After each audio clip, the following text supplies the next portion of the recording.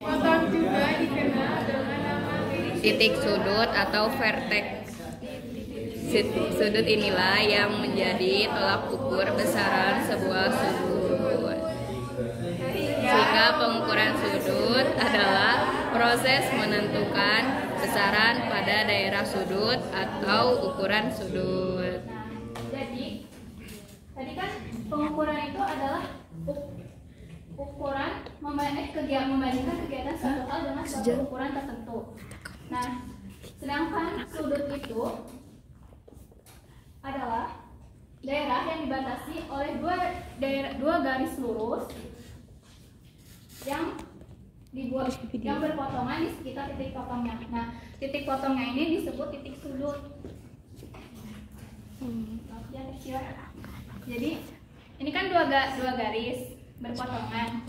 Nah, titik potong itu di titik sudutnya yang ini. Nah, sehingga pengukuran sudut adalah proses menentukan besaran pada daerah sudut atau ukuran sudut.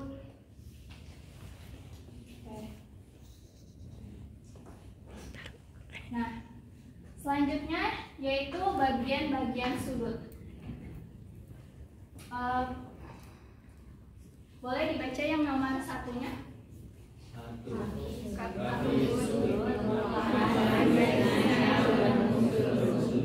Nah, yang pertama yaitu pada bagian sudut adalah ada kaki sudut. Ini kan ini gambar sudutnya ya. Nah, kaki sudutnya itu yang ininya, yang ini. Ini disebut namanya kaki sudut, yaitu garis sinar yang membentuk sudut. Boleh yang kedua? titik sudut merupakan titik potong yang digunakan untuk garis sinar saling berhimpitan. Nah, yang kedua yaitu ada titik sudut. Titik sudut adalah titik potong yang digunakan untuk garis sinar saling berhimpitan. Nah, ini kan kaki sudut ya, garis sinar. Nah, biar dia berhimpitan, dia ada titik sudutnya, jadi saling berhimpitan. Sehingga titik sudut itu adalah titik potong yang titik potong yang digunakan untuk garis sinar itu saling berhimpitan. Ini kan garis sinar. Nah, ini titik sudutnya. Jadi mereka saling berhimpitan. Yang ketiga, Daerah sudut merupakan ruang yang terbentuk oleh dua kaki sudut. nah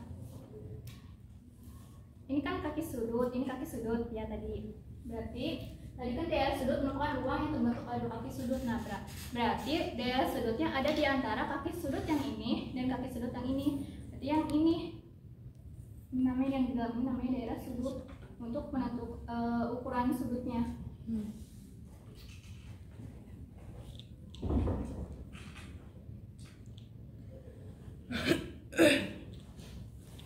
Jadi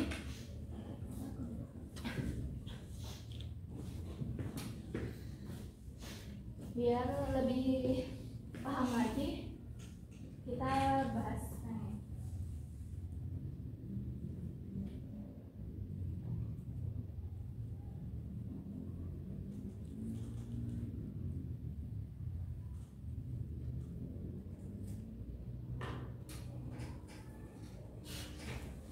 Nah, sini kan ada gambar sudut ya. Terus sudut B, ada di ujung itu ada B, A, C.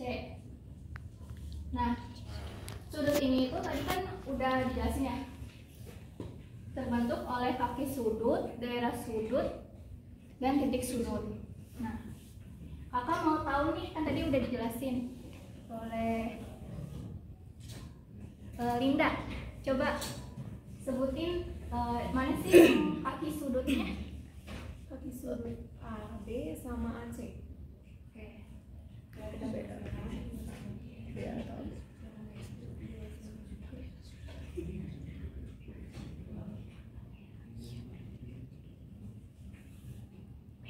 Jadi kata Linda kaki sudutnya itu AB dan AC. Terus selanjutnya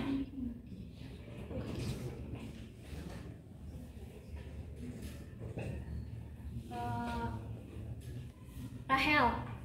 Boleh dong sebutin yang mana sih titik sudutnya? Yang mana nggak kedengeran? Oh.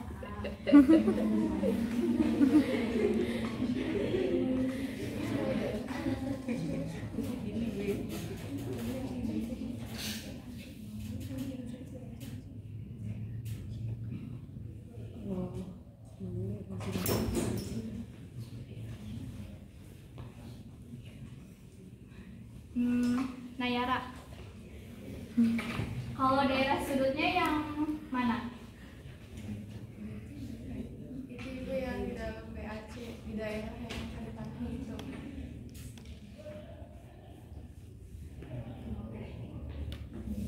Namanya? Baca. Oke, coba ya.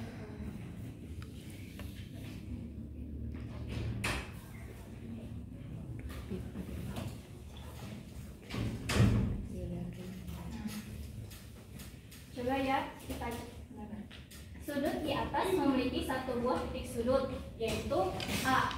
Ini titik sudutnya A. Oke. Terus yang dibaca sudut A. Jadi ini titik sudutnya A, kemudian bacanya itu sudut A.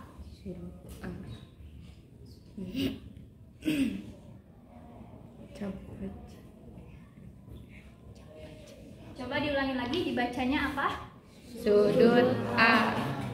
Kemudian memiliki dua garis kaki sudut, yaitu garis AB, ini garis AB, dan yang ini garis AB, dan ini garis AC. Selain itu, sudut tersebut dapat dinyatakan dengan 3 huruf kapital, yaitu sudut BAC. Nah, sebenarnya daerah sudut itu sama aja dengan penyebutan tiga huruf kapital yang ada di dalam di gambar sudutnya ini. Karena kan daerah sudut kan yang ini ya, ini kan daerah sudut. Nah, berarti kan ini sama ini dipakai, berarti jadi sudut BAC. Nah, cara penulisan sudut BAC ini, cara penulisan sudut itu menggunakan huruf kapital seperti ini, sudut BAC. Di depannya menggunakan lambang yang ini, lambang seperti ini, sudut BAC. Lambangnya. Lalu selain BAC bisa juga ditulis dengan nama sudut CAB.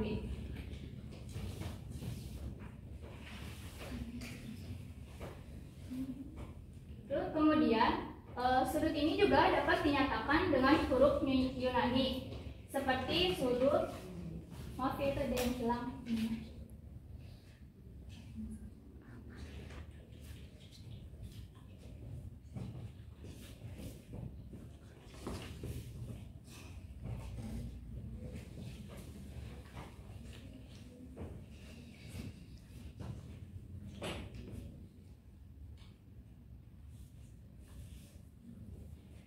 Bisa juga ditulis dalam huruf Yunani, yaitu sudut alfa.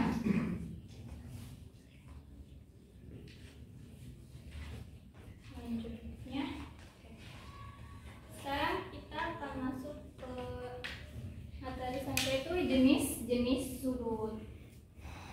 Ada yang udah tahu belum jenis-jenis sudut apa aja? Belum. Oke, karena belum pada tahu, kita masuk materinya ya. Yang pertama yaitu ada sudut lancip.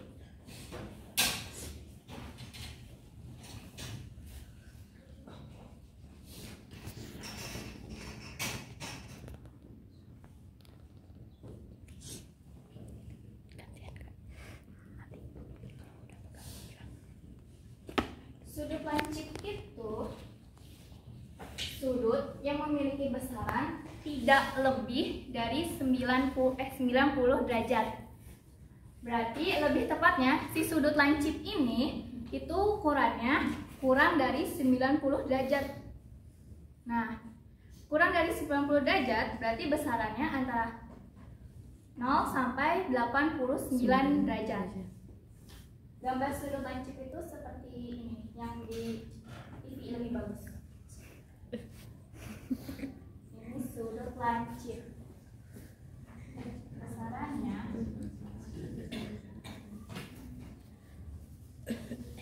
kurang dari 90 derajat.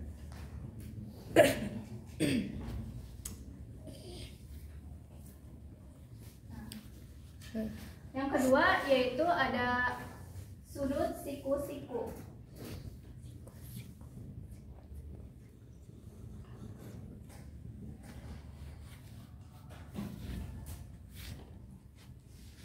Sudut siku-siku adalah sudut yang memiliki besaran 90 derajat.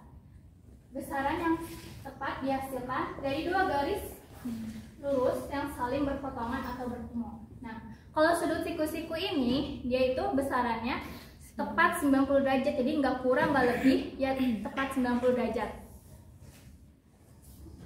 Sudut ini itu dihasilkan dari dua garis lurus ini, garis lurus ini, dan ini yang saling berpotongan atau bertemu di sini.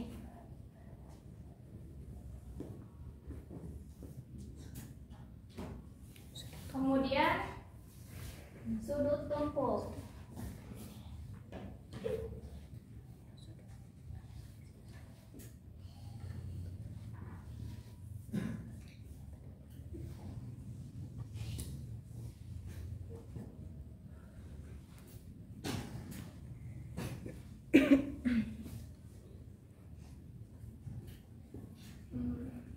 Boleh dibaca bersama-sama ya, biar semangat. Yang sudut tumpul. Sudut tumpul lebih dari 90 derajat atau lebih tepatnya di atas 90 derajat sampai di bawah 180 derajat. Nah, sudut tumpul gambarnya seperti itu yang di TV ya, yang bagus. Sudut tumpul ini sudut yang memiliki besaran sudutnya lebih dari 90 derajat atau lebih tepatnya itu di atas 90 derajat tapi di bawah 180 derajat.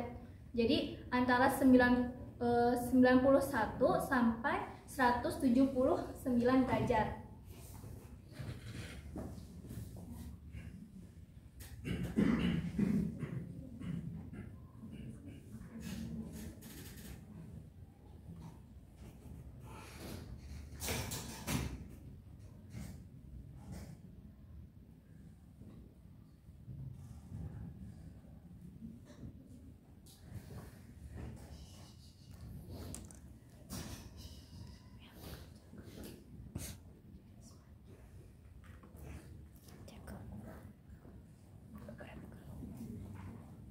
Selanjutnya sudut lurus, boleh dibaca bareng-bareng.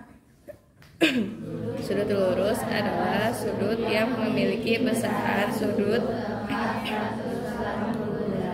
jika dilihat membentuk seperti garis horizontal. Sudut lurus adalah sudut yang memiliki besaran sudut tepat 180 derajat jika dilihat membentuk seperti garis horizontal. Nah, sudut lurus ini ukurannya tepat 180 derajat, nggak kurang nggak lebih, yaitu tepat di 180 derajat. Nah, kalau dilihat dari bentuknya, dia membentuk seperti garis horizontal.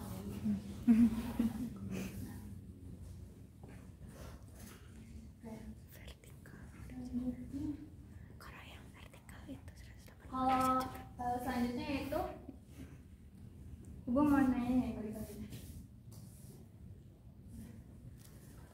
Ibu mau memperagakan sudut, nanti kalian tebak ini sudutnya sudut apa. Boleh.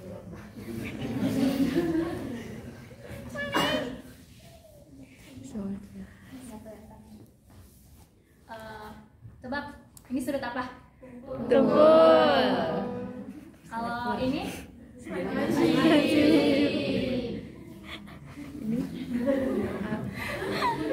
Kalau ini? Lurus.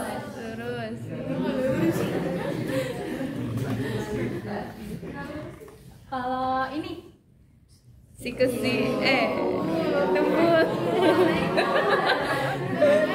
Naik bu ininya lah, siku-siku. Berarti udah ada paham ya.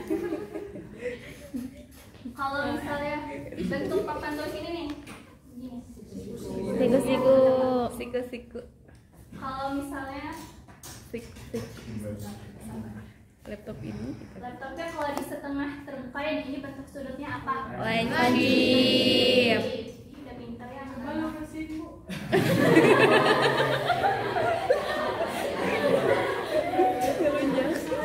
Oke, karena sudah pada paham, kita langsung berlatih. Oh my god. Wita Cita Wita.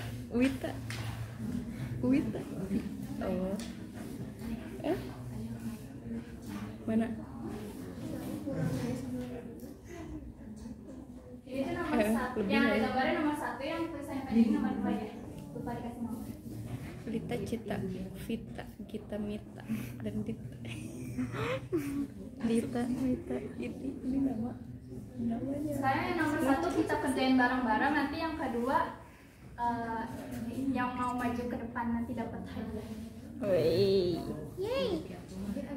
Pisang hadiahnya. Kemarin pisang. Maaf.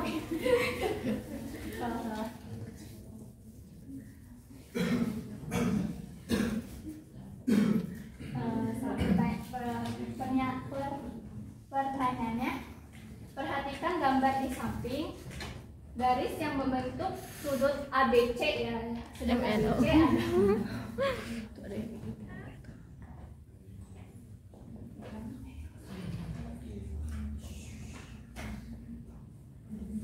Garis yang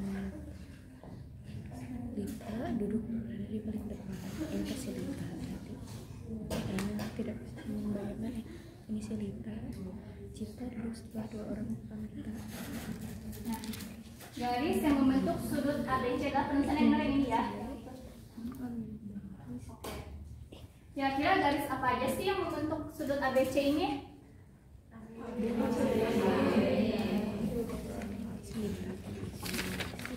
Sama garis apa? Ini si Lita. Lita duduk Garis yang membentuk garis Cita garis yang membentuk sudut ABC setelah dua orang. adalah garis AB dan BC. Kenapa garis AB dan BC? Lita Karena duduk di sebelah kanan. AB dan BC itu adalah kaki sudut, dua kaki sudut yang dua kaki sudutnya si sudut ABC. Selanjutnya yang soal nomor 2. Nah, boleh nih siapa yang mau maju ke depan? Ayo. Oh, Agak mau?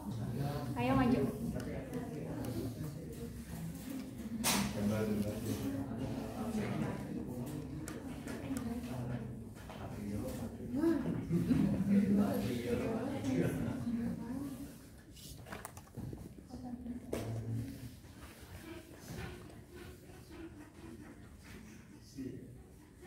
Sini aja.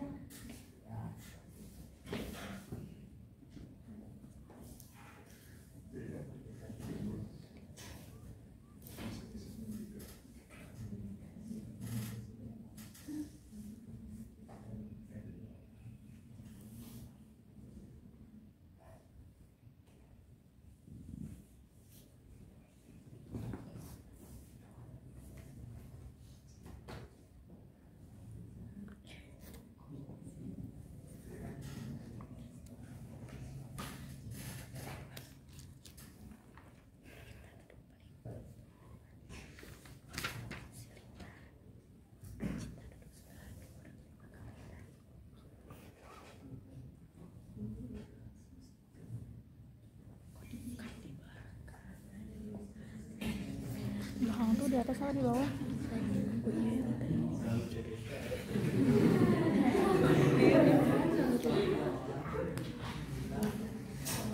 Oh iya, maaf.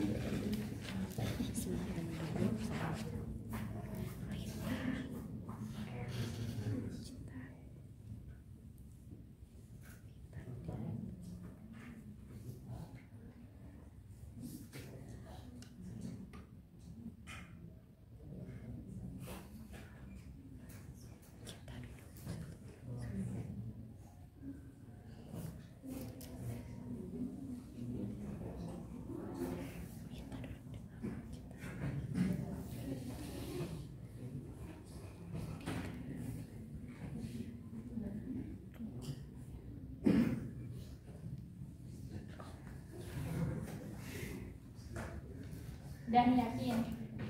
Sebelah yakin aja. Nggak yakin. Tadi ini di belakang layar ya. Oke. Sekarang kita lihat.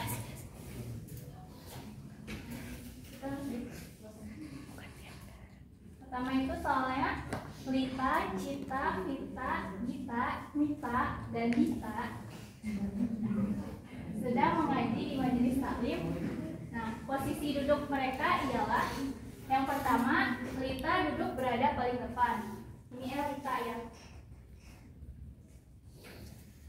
Kedua, Cita duduk setelah dua orang di belakang Lita. Ini Lita. Ini orang lain. Ini orang lain yang tadi. Ini orang lain. Dua orang. Ini Cita. Berarti Cita duduk setelah dua orang belakang Lita. Kemudian yang ketiga, Vita duduk di sebelah kanan Lita. Vita. Nah, ini Lita di sini. Katanya Vita duduk di sebelah kanan, berarti ke sini. Ini Vita duduk di sini. Kemudian Mita duduk tepat di belakang Cita. Cita tadi di mana? Di sini. Terus katanya Mita duduk tepat di belakang Cita. Nah, Mita berarti di sini. Terus kemudian Dita duduk. Oh maaf, yang Dita kelewat ya. Gita duduk setelah satu orang di sebelah kanan Vita. Gita duduk, Vita tadi duduk di sini. Nah katanya Gita duduk setelah satu orang di sebelah kanan Vita. Berarti sebelah kanan Vita itu masih ada orang lagi. Ini orang lainnya. Nah si Gita duduk di sini.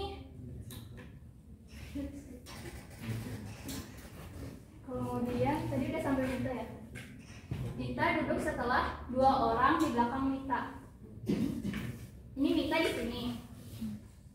Berarti setelah dua orang, ini orang lain, ini orang lain. Nah ini Mita. Nah jika diurutkan sudut mereka akan membentuk sudut apa? Garis Mita. Sini garis lurus benar. Ini ke sini. Oh enggak ada keterangannya. Membentuk sudut apa? Nah berarti posisi duduk mereka itu membentuk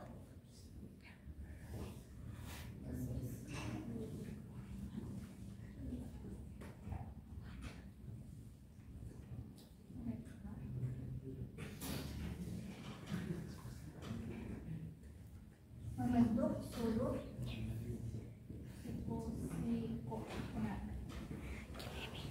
Tadi belum ditambahin keterangannya ya, agama. Nah, boleh tepuk tangan dulu buat Tata.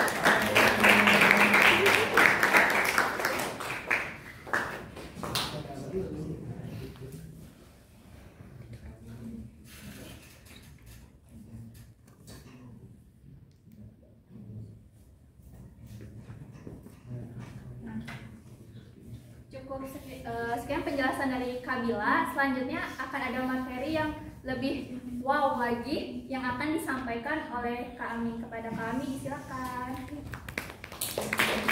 Halo teman-teman semuanya. Halo.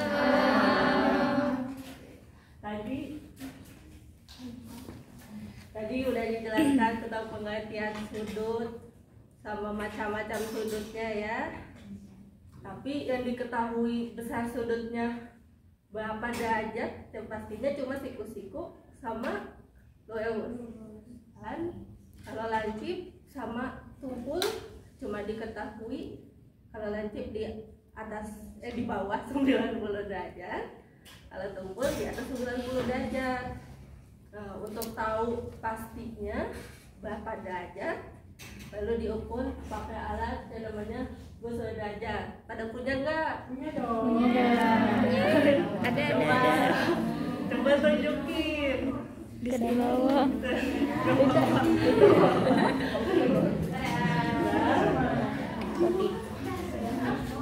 Itu ada bagian-bagiannya. Yang bawa ikut ini. Nggak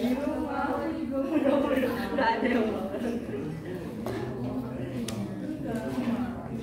Pertama ini ada titik pusat busur derajatnya. Yang kedua garis alasnya. Garis alasnya di sini. Yang kedua skala luar. Angka-angka yang ada di luar di atas. Dan skala dalam yang ada di bawahnya. Dan untuk mengukur sudut, kalau nanti udah ada sudutnya di kertas atau apa, kalau sudutnya mengarah ke kanan, itu ukurnya lihat angkanya yang skala dalam. Kalau sudutnya mengarah ke kiri, lihatnya yang skala luar. Ini udah ada langkah-langkah untuk mengukur sudut menggunakan busur derajat. Ayo sambil langsung dipraktekin. Ini mau membuat sudut apa? Lancip atau tumpul?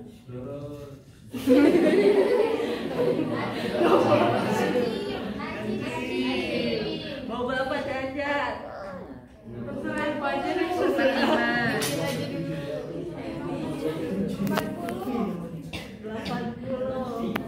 Tuh, ayo ah.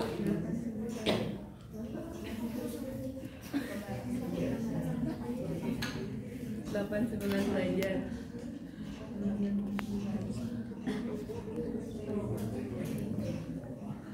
Ayo dong.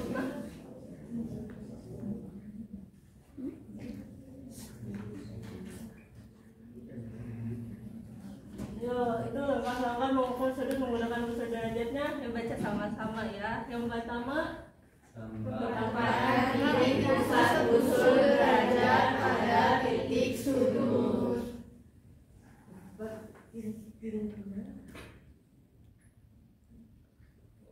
Yang kedua, Pastikan garis kaki sudut berimbit dengan garis alas busur. ini udah ya. Ini garis kakinya yang ini ya, yang ada tanda. Dan yang ketiga, Perhatikan angka pada busur derajat yang menentukan besarnya. sini ada yang mau maju nggak? Mau lihat ini berapa derajat? Tidak.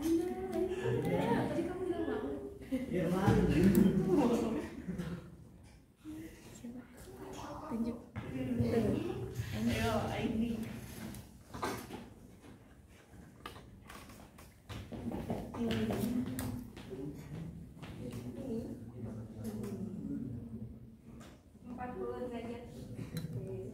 Betul ya. Tangan lihatnya yang skala dalam. Tuh, tepuk tangan buat ini.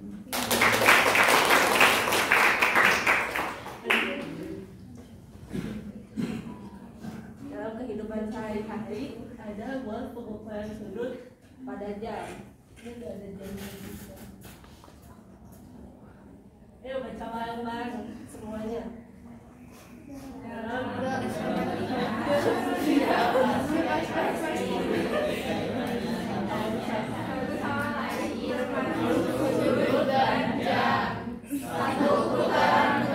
Pada jam membentuk sudut 360 derajat. Banyak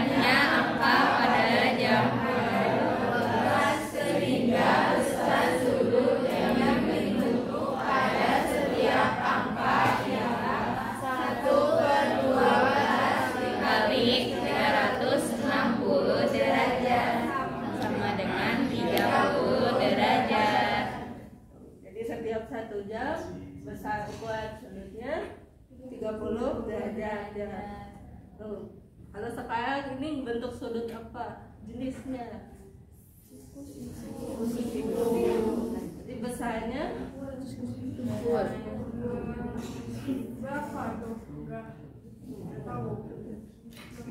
sudut siku-siku besarnya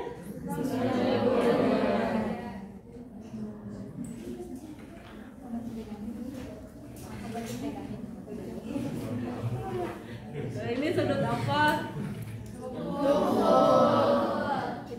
Besarnya 120. ini di tiap 120 betul, karena tiap angkanya 30 derajat dan ini selisih 4 angka kan 30 kali 4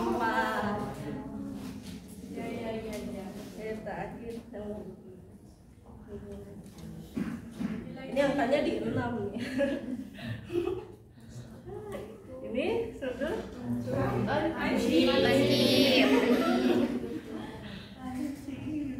besarnya 30 derajat.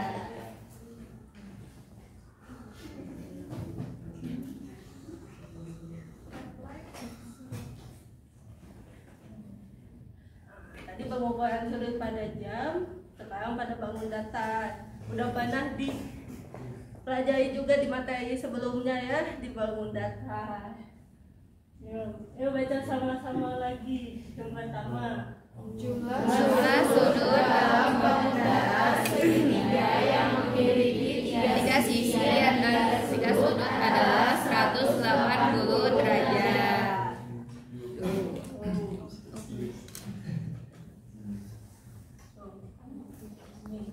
Pemfungsiannya kenapa 180 derajat? Ini bisa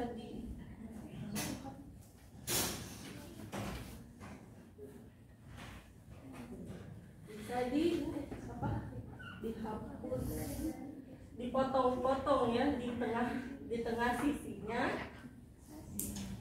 Jadi ngebentuk 3 sudut kan? 3 sudut. Kalau ini ibu nggak salah juga ya. Nanti kalau dirotasikan dan diputar, nanti bentuk sudut-sudutnya disatuin di satu titik ini, jadi 180 derajat. Jadi sudut luas kan, bentukannya 180 derajat. Sama, yang kedua baca bareng-bareng lagi.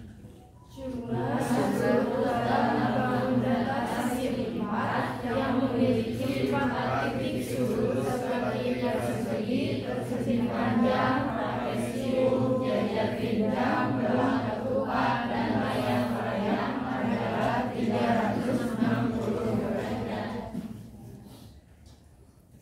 Sama ada di pengujiannya yang gampang persegi ya, semua sudutnya siku-siku kan.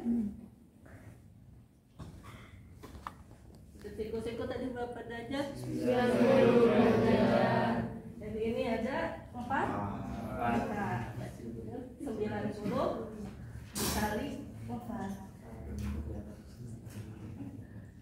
360 derajat.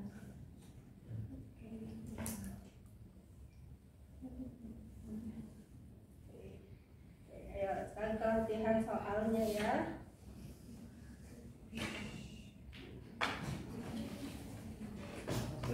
Ada gambar segitiga. Ada gambar segitiga berikut berapa sudut C? Bisa cari sudut C-nya ya.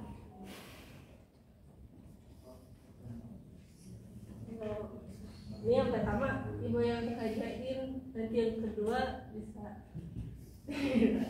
Ada yang mau maju juga.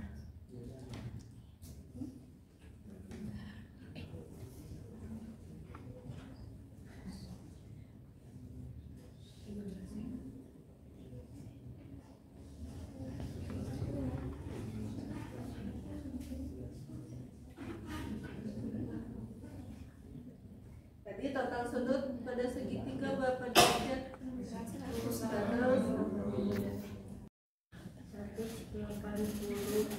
sama dengan sudutnya Aku pencet aku berhenti. sudut A Nanti disatuin di edit ya. tambah sudut B tambah sudut C. Ini jumlahin dulu, 72 tambah 48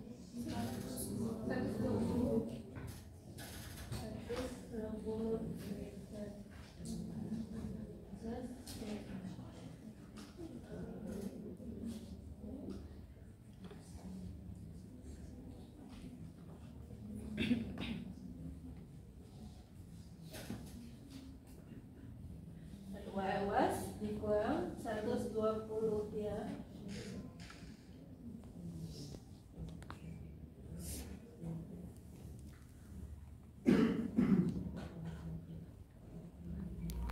Habiskan 120. 180 dikurang 120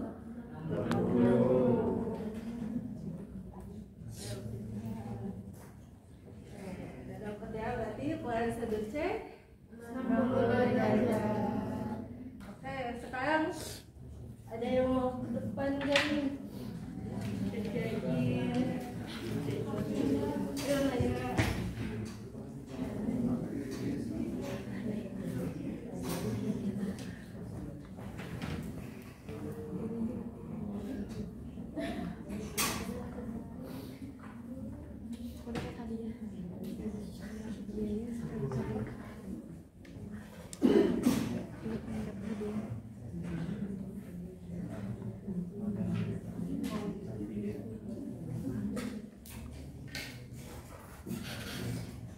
Sampai sini siku ya.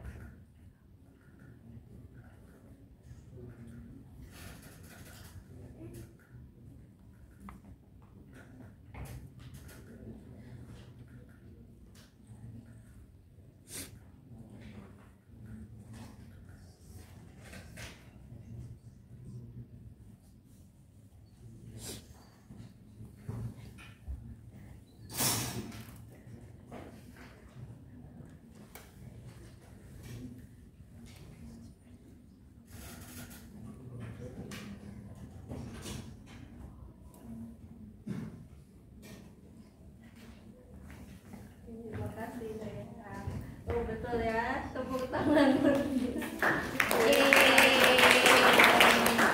Ini maaf tidak diberitahu ya, tapi ini trapesiumnya trapesium siku-siku ya.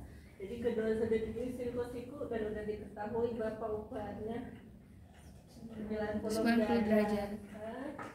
360 totalnya A tambah 50 derajat tambah 90 tambah 90. Hasilnya 230 derajat. Kedua ruas dikurangi 230 derajat.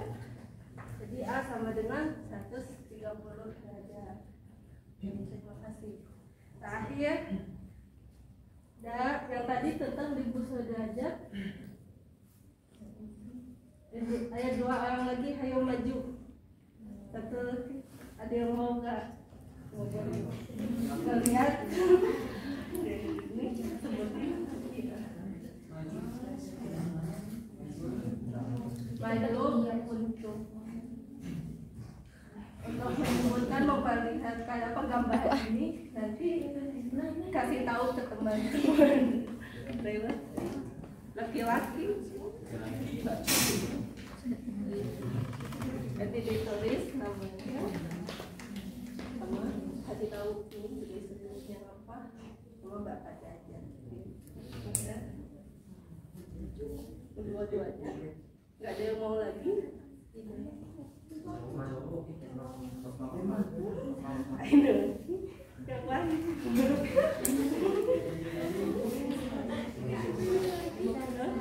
Bisa.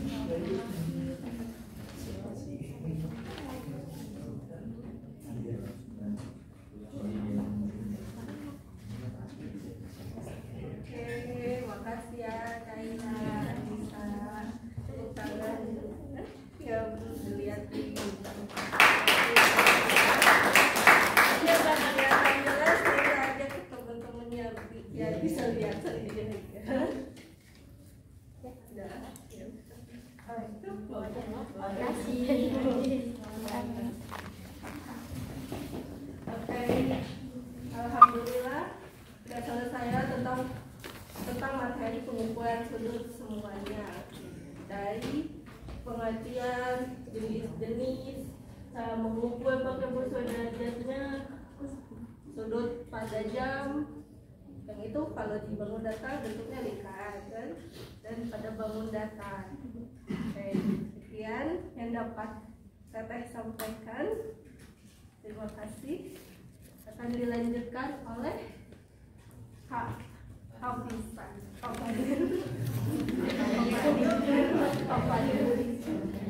Kapadio.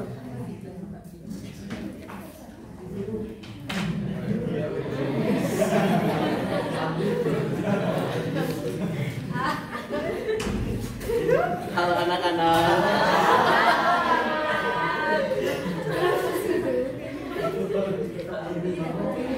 Masih ingat gak nama kakak siapa? Parah sih. Nama kakak Padil. Parah lupa sih.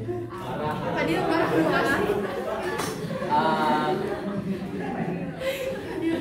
Sebelumnya PR yang minggu lalu udah dikerjain belum? Yang dikasih Pak Patrio. Bagus.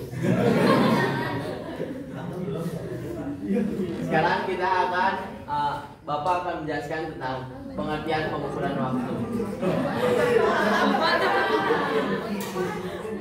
Kakak.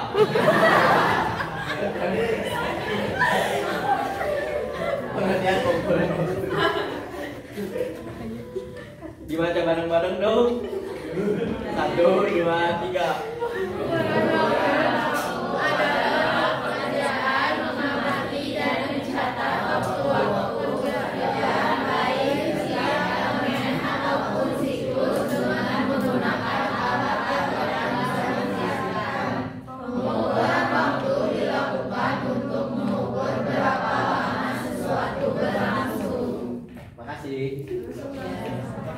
Jadi pengukuran waktu itu dilakukan untuk mengukur berapa lama sesuatu waktu, berapa lama waktu itu berlangsung. Selanjutnya, ada alat ukur waktu. Yang pertama ada alat ukur waktu tidak baku. Pasti kalian bertanya kan, kak apa sih alat ukur waktu tidak baku?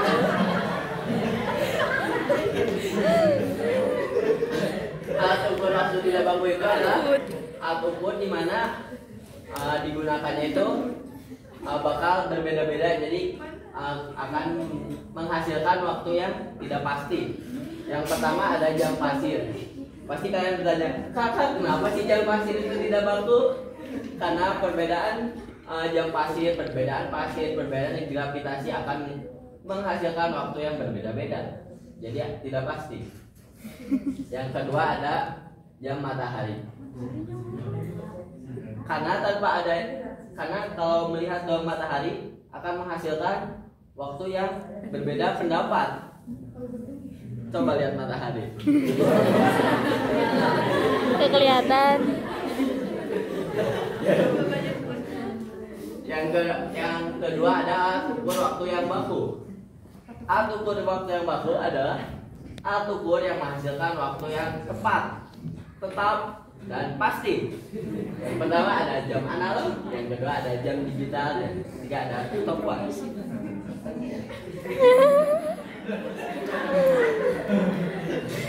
Jenis dan satuan waktu. Yang pertama adalah jenis dan satuan waktu tidak baku. Ada tepuk tangan, jentikan jari, dan hentakan kaki. Gimana hentakan kakinya? Kakak, kenapa sih tepuk tangan nggak baku? Praktekin hentakan kaki. Boleh minta tolong? Ada yang pakai kemeja boleh maju? Semua kemeja.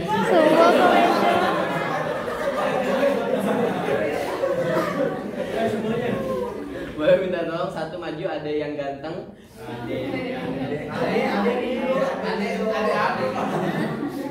Ayo minta tolong.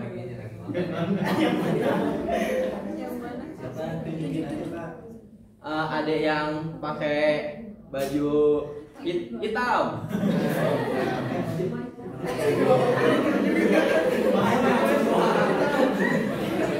Ada yang pakai kacamata pegang HP.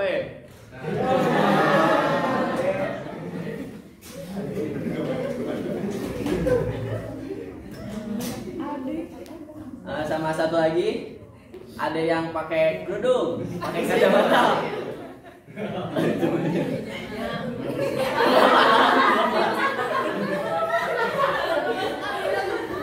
Ada yang di sana?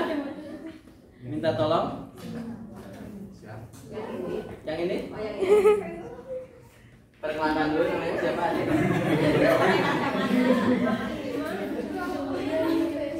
Perkenalkan dulu. Nama saya Ridho Syaftalanai. Say hi dulu dong, Tari dulu. Halo.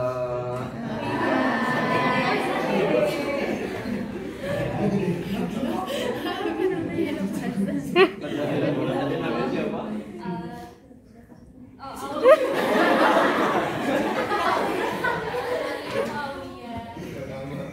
Jadi di sini kita akan membuktikan kenapa tepuk tangan itu tidak baku. Tepuk tangan itu kenapa satuan waktu yang tidak baku. Kita coba Ade Rido. Coba tepuk tangan 3 kali. 1, 2, 3. Rido.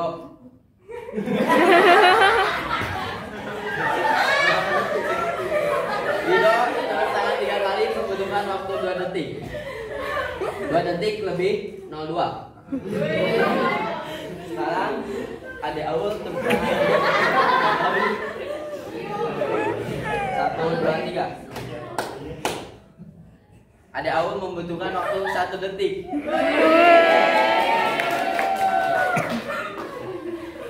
Itu menjelaskan kenapa tepuk tangan satuan waktu tidak baku, karena setiap orang itu memiliki menghasilkan waktu yang berbeda-beda. Terima kasih. Terima kasih.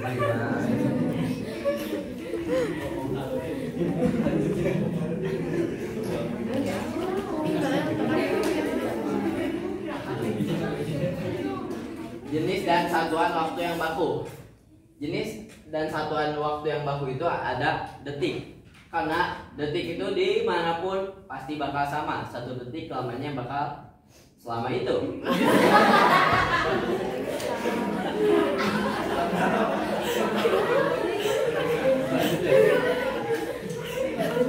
Selanjutnya ada hubungan antar satuan baku. Lamanya 1 menit, kan satuan baku itu ada detik ya. Selanjutnya ada 1 menit. Lamanya 1 menit itu 60 detik. Ayo dibaca bareng-bareng. 1 menit sama 1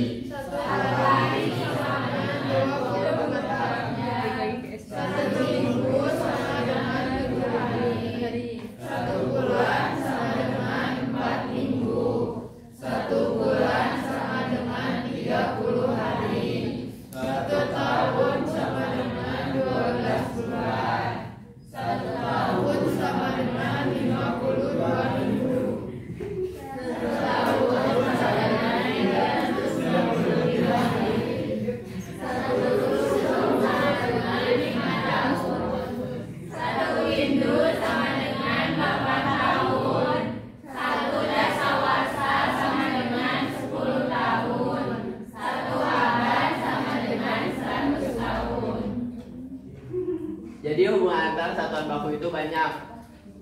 Dimulai detik, menit, jam, hari, minggu, bulan, dan seterusnya. Selanjutnya, hari-hari juga punya nama loh.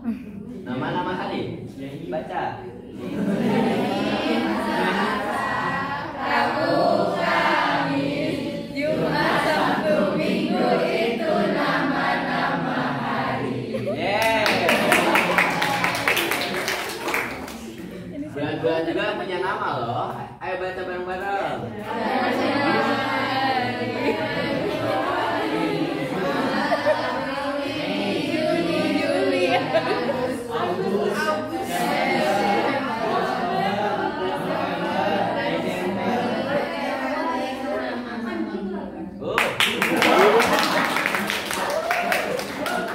Bagus. Selanjutnya, kita akan belajar cara membaca dan menentukan waktu yang ditunjuk oleh jarum jam.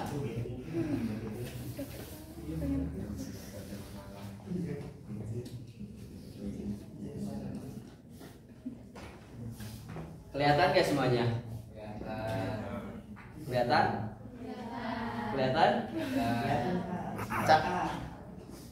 Cara membaca waktu yang ditunjuk oleh jarum jam. Jarum pendek menunjukkan jam. Ini menunjuk jam berapa? Betul.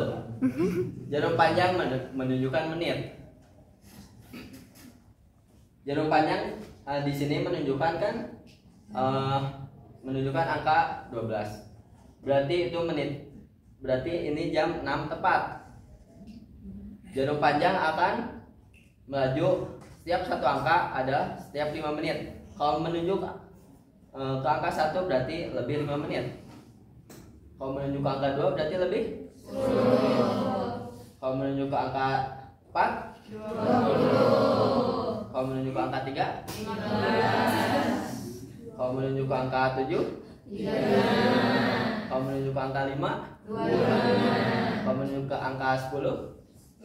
50. 10. harusnya pinter kalian. Dan jalur panjang yang kecil menunjukkan detik. Dan satuannya sama kayak menit, dimana setiap satu angka itu menunjukkan 5 detik. Selanjutnya, penulisan waktu itu jam dulu, lalu titik 2, lalu menit, lalu titik 2, lalu detik.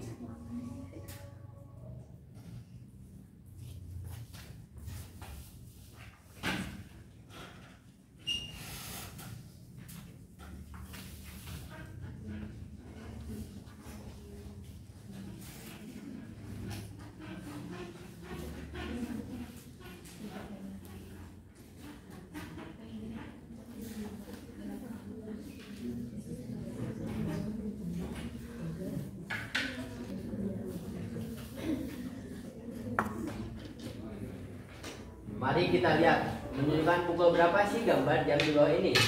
Yang A, jarum pendeknya menunjukkan ke angka 8 dan jarum panjangnya menunjukkan ke angka 12. Jadi pukul 08.00. Titik-titik 00. Untuk B dan C dikerjakan oleh kalian. Apakah ada yang ingin maju dan harus maju?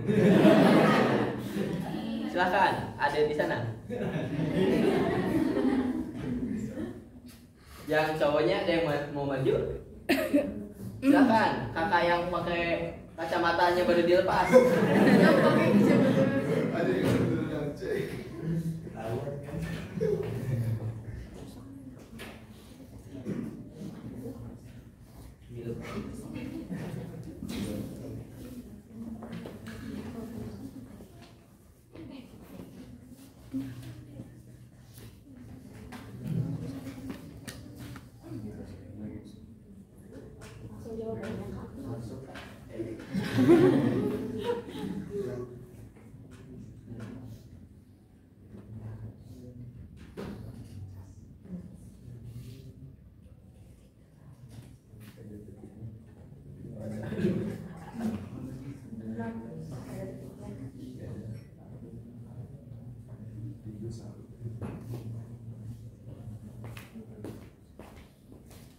Makasih adik-adik yang baik hati. Yang B itu 0,3 menit. Apakah benar? Benar. Tepuk tangan buat adik. Yang C itu ada 07 lebih 45 menit lebih 8 detik. Benar.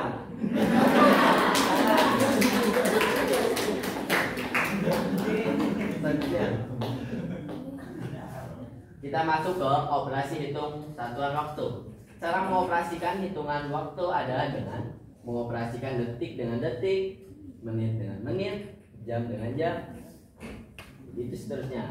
Contoh,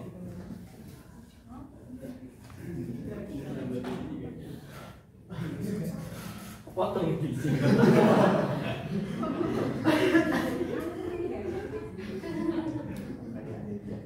3 jam.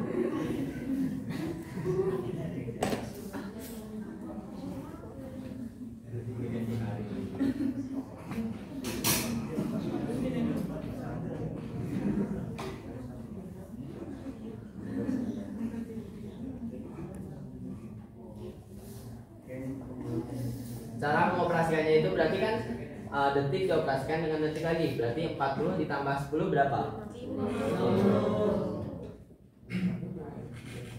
35 tambah 15?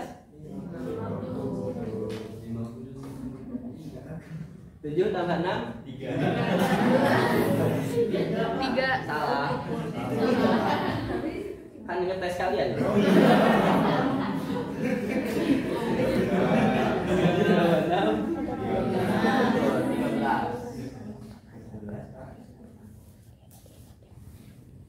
Udah di grup ada.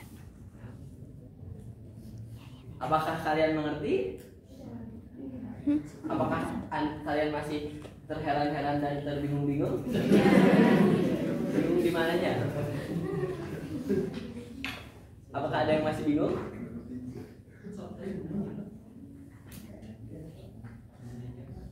Kenapa? voting dulu.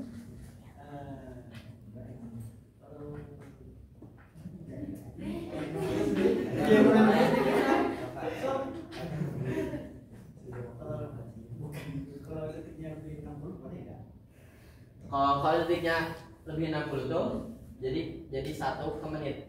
Kayak kalau di perhitungan biasa tuh kayak kalau 10 kan satunya di atasnya. Contoh. Misal 9 15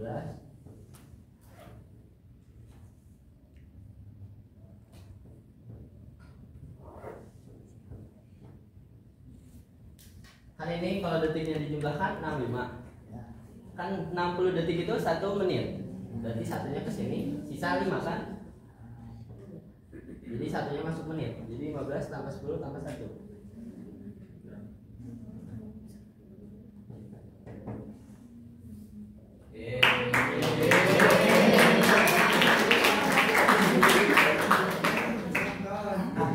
Apakah ada yang masih bingung? Kita sudah bingung. Dia berarti udah ngerti. Tanya deh. Ayo kita berlatih.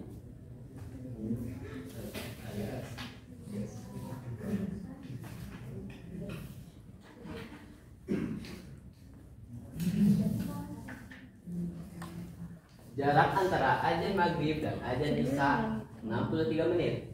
Jika azan isya pukul 9 jam 19:03, maka pukul berapa azan maghrib? Karena azan maghrib itu kan sebelum azan isya. Jadi 19:03 dikurangi 63 menit. Di mana 63 menit itu adalah 1 jam 3 menit. Kurangi 3 19 kurang 1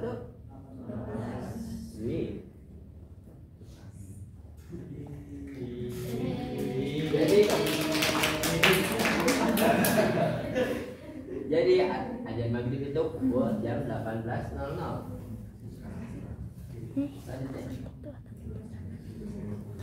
Ayo, siapa yang ingin maju ke depan? Boleh. Kakak, adik yang botol minum, yang depannya ada botol minum, yang pakai baju hitam, yang sok-sok dan lihat itu.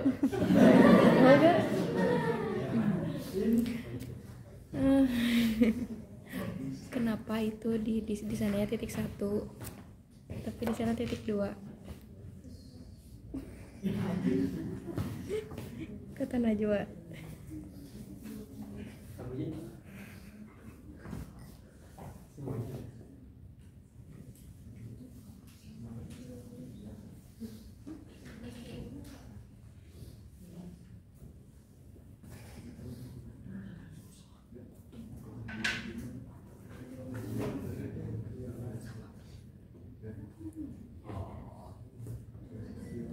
Sirian gak ada keterangan kan? Udah segini 3 orang.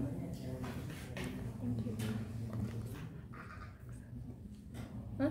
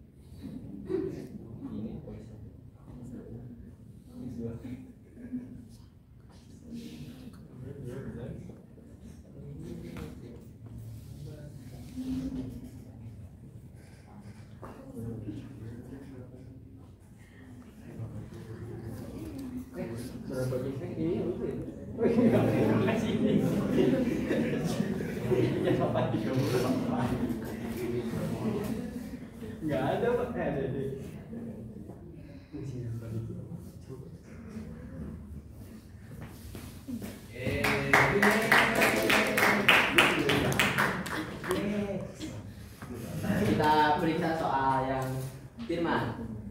Irma akan menunaikan ibadah haji. Dia berangkat dari Bandara Soekarno-Hatta pukul 08.30. Dia menempuh perjalanan 720 menit untuk sampai di Arab Saudi. Jadi berapa jam waktu yang ditempuh oleh Irma? Jadi 720 menit dibagi 60, karena di mana 60 menit itu sama dengan 1 jam, dan hasilnya adalah 12 jam. Jadi jarak yang ditempuh oleh Irma adalah 12 jam.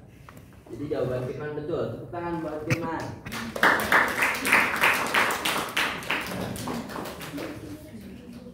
Sekian materi yang bisa kakak sampaikan.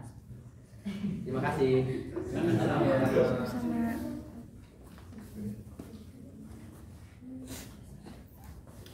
Oke, gimana nih? Masih pada semangat gak? Gimik ya. Pada lemes sih. Biar kita semangatin dong. Biar kita semangat, kita tepuk semangat dulu ya.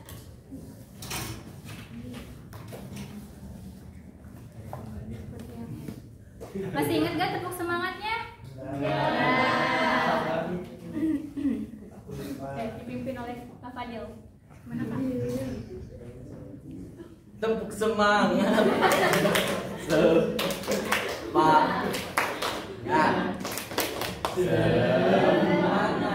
Nah, kayak gitu ya. Ayo diulangi lagi yang lebih semangat ya. Ayo. 1, 2, 3. Tepuk semangat. Semangat. Semangat. Coba semangat.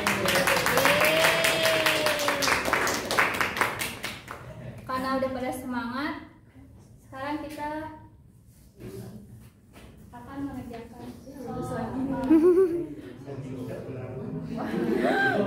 Masya Allah. Ayo, siapa yang mau maju ke depan? Yang tadi belum maju. Kuis. Baca dulu.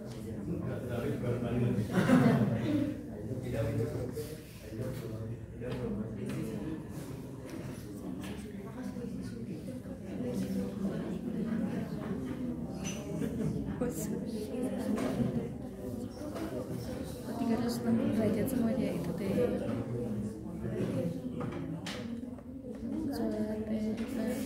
Terus menyebabkan selisih sudut yang terbentuk dari satu rakaat dengan gerakan berdiri ditambah ruku. Cuma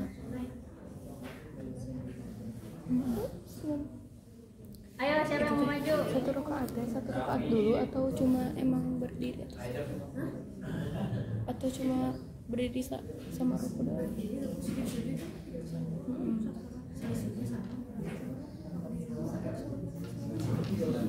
Ayo Nailan. Daerah. Ayah. Udah. Mana? Selisih sudah terbentuk dari satu rakaat dengan gerakan berdiri ditambah ruku. Ayo, siapa yang mau maju atau kakak tunjuk nih? Oh iya. Dikurangi. Ayo rapi yuk.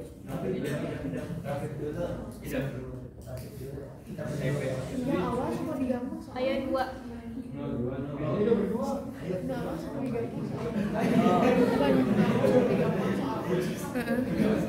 Maju. Udah tuh kan. Dan boleh. Ada yang mau lagi kan? Kalau nggak ada yang mau, yang tadi maju.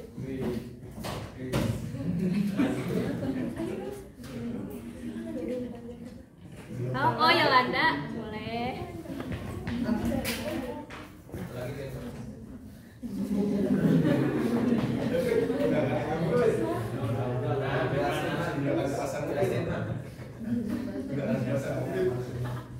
Ayo, satu dari cowok. Firman.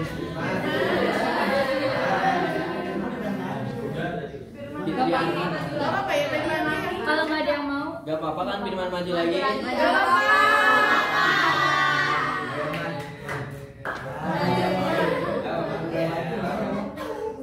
Ayo Firman, kamu harus berani Firman. ini buat soal nomor 2.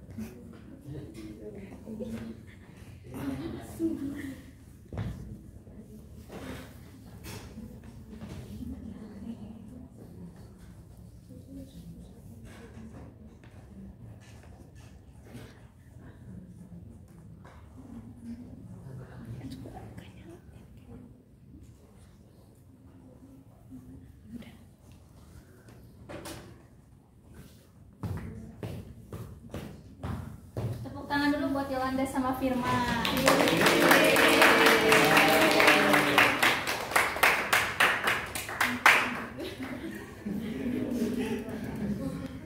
Oke, terus sekarang kita lihat cek jawaban Yolanda.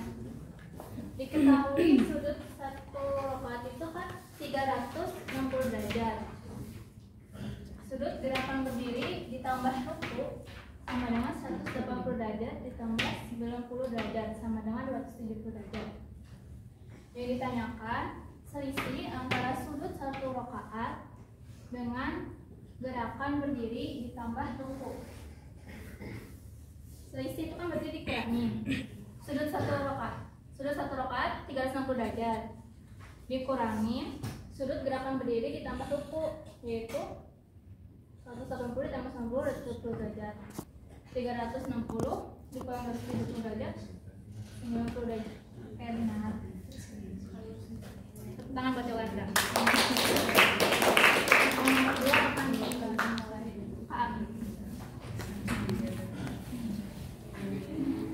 Kalau dua gampang ya, udah gaji juga. Qobliyah subuh berapa rakaat? Dua.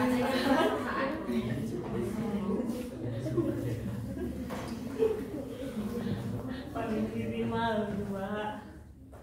Berapa jumlah sudut pada ruku pada saat qobliyah subuh? Nah, kelima kegampangan ya.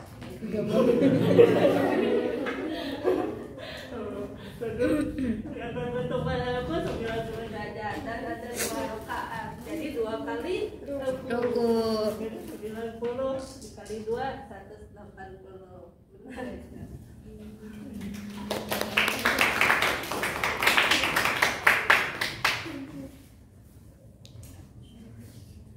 Jawabannya.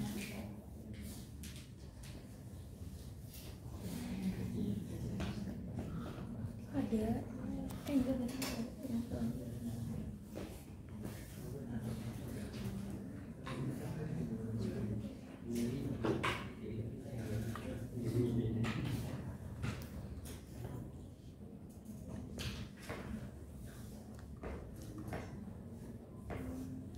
Oke, karena kita tadi sudah di penghujung materi, sudah mengerjakan banyak latihan soal dan mendengar penjelasan-penjelasan, semoga ilmu yang disampaikan oleh kakak-kakak ini bisa bermanfaat dan berguna oleh adik-adik semua. Mohon maaf apabila ada banyak kekurangan atau kesalahan kakak-kakak dalam menyampaikan materi. Terima kasih untuk perhatiannya. Sekian dari kami. Wassalamualaikum warahmatullahi wabarakatuh. Waalaikumsalam warahmatullahi wabarakatuh.